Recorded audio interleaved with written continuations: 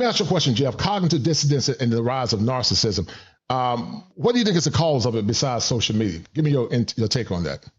Oh, yeah, there's so many different factors that I think is contributing to a lot of people within the populace displaying narcissistic traits. I wouldn't say that there's been a steep, noticeable, diagnosable condition of people actually fitting the bill and the markers of what it means to be a true narcissist. But narcissistic traits, absolutely. I think for starters, when a whole gender gets marketed to, gets preached to, gets told that a lot of what it takes for humanity to survive is something that's not as important anymore, which is i.e. becoming a mother and motherhood.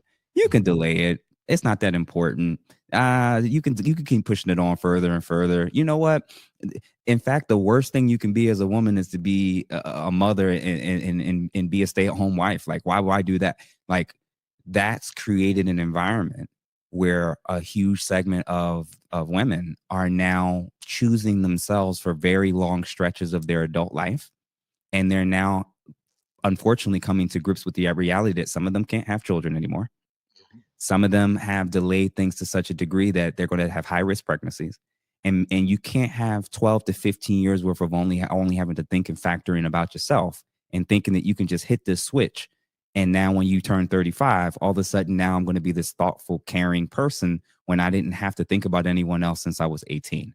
So unfortunately, and then it's your happiness is the most important thing. And let's do divorce parties. And of course, you mentioned social media and not to mention the medical technology in terms of birth control and all these different medical advancements.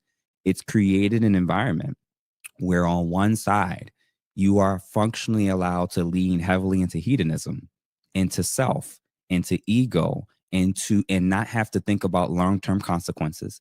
You're constantly lied to and told that you can have it all at any point when you're ready. And now they're having to come to grips with those realities. So when it comes to, from the female side, I would say those are a lot of the contributing factors.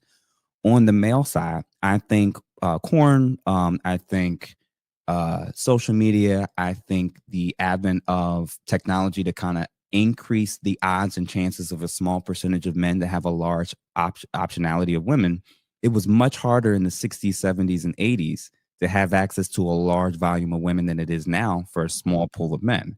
So now as a result, those men that fit that top 20, top 10% of all the boxes that women are looking for, from a narcissistic, hedonistic perspective, these men are functionally in a position where they are experiencing such a large volume of women sexually that you could take their lifestyle and how many women they've dealt with and compare it to medieval kings and realize that they may have experienced just as many, if not more, women than kings in previous eras of human society, human civilization. So from sex, from corn, from the internet, from all the different messages that's being presented in our dual roles, both sexes are being pitched hedonism. It just looks different. What would you say when Steve Anderson asked the question? Would you prefer your child to call you daddy or Jeff? I want you to respond to that. And then also the Pook and Ray Ray show said there are no successful business models where everyone is equal in authority and responsibility. How would you respond to that? Yeah. So then the first part, I guess daddy, dad, pop, I don't know. Not calling me by my name is cool. I would prefer that. But in terms of the whole successful models, this is the issue, and I'll tie it back to the whole concept of partners, which I brought up before. Right. What's actually most important is not the title; it's actually how people live. Yes, it's true from your vantage point and from anecdotally what you've experienced. There tends to be maybe a higher volume of people where they seem to be out of alignment when it comes to how they're acting and how they're treating each other. But the statistics are the statistics. It doesn't matter whether they're Christian, doesn't matter whether they're agnostic. It seems to be there's a high volume in the culture of men and women not understanding what it is they're supposed to be doing and showing up. My particular viewpoint is actually that there isn't a one-size-fits-all approach to relationships.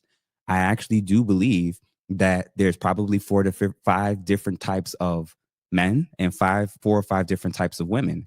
And that if you match up what each of these are, you'll be better aligned with the person that connects with you. Mhm. There are genuinely some men that actually are attracted to, turned on by, and want a woman that's a leader, that she's strong, that she's fierce, that she's dominant. That's his thing. And there's some women that want a man that's younger than her. She wants a man where she has equal say or even more say. And she keeps getting in relationships with men that are challenging that. And she's wondering why she keeps ending up alone and broken. And she's not going to change, and the men she's choosing isn't going to change. Then maybe she needs to choose the man that actually that's going to work with and wants and loves and is attracted to the type of woman she is, and she can do life with the type of man that works well with what she wants. So yeah, I think that there's men that have the option where they're like, I'm never going to date a baby mom. I'm never going to date women who already have children. And then there's other men that's like, that's not a deal breaker for me. I can be a stepdad. Like, that's totally fine. And both people have to identify who they are and identify the types of people that they can actually do life with. What I end up thinking is happening is we're all thinking you're a man, you're a woman, this is what you should be aiming for. And the reality is like, I think that's actually what's causing a lot of the issues in general, where it's like with choice, with religious diversity, with cultural diversity, with age, with children from previous relationships. These are all the aspects of what it means to have life in diversity. And we have to figure out, how do we modify and adapt to the real world and not the one size fits all box that we're trying to push everybody into. I think that even if you look at the biblical scriptures, especially on the Old Testament side, most ancient civilizations, it wasn't uncommon for a man, especially a man of means, to have multiple wives and or concubines. And it wasn't something outright that was banned. It wasn't something outright that was it was tolerated at a minimum. And at best, it was something that seemed to be a-okay or neutral. And now today you're in an enforced monogamous culture that rewards and incentivizes women to get reward packages when they leave marriages. So now you're having a pool of women who are getting older, not satisfied, not happy, and they're living in an environment where they're only allowed to be with one man. Or sorry, men are only allowed to be with one woman, and there's no legal precedence to A, reward men for getting married, but then B, to account for all the other women who are aging out and are getting to a point where they're either going to settle with a man and make him pay for that, or end up dying alone and having to buy cat food the whole time. So right. I'm trying to adapt to the modern culture of what we have. So when MGTOW happens and men go their own way and men aren't getting married anymore, they're adapting to what the market currently is showing them. When women decide that they want to delay certain things, they're adapting to the market of what they're seeing around them. As a clinician, I can put my head into the data, I can look at the stats, but I also have to look at the real world application of what's happening in our country in comparison to other countries that are still more traditional, that will lean a lot more heavily into what you're talking about. The reality is this culture, the family court system, so much that's broken and wrong that is anti-family. You are risking a lot when you give a woman a ring and sign that paper with the state. I agree.